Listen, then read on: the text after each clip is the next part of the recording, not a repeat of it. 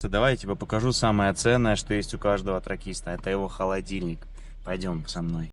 Это йогурт. Я ем такие. Дальше я люблю сыр натуральный. Он очень похож на наш сулугуни.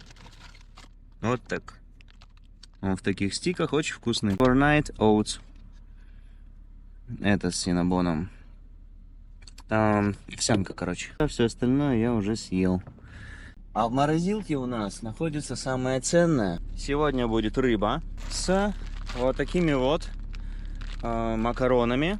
И я в них добавлю рис. На улице жара, водичка. Следим за поддержанием влаги в организме.